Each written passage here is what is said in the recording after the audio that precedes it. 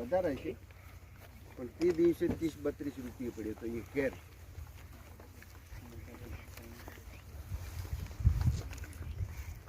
પછી આને છોડને રોપ્યા પછી 2 વર્ષ પછી આવક ચાલુ થાય. 2 વર્ષ પહેલાં તો કોઈ આવક ચાલુ થતી.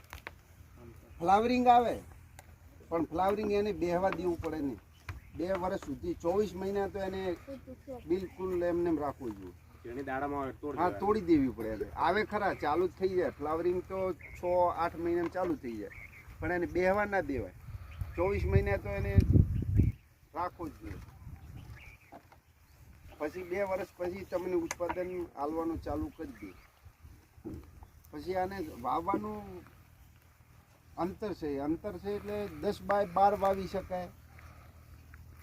10 બાય 10 કરો તો થાય. મારે 12 બાય 10 નું અંતર.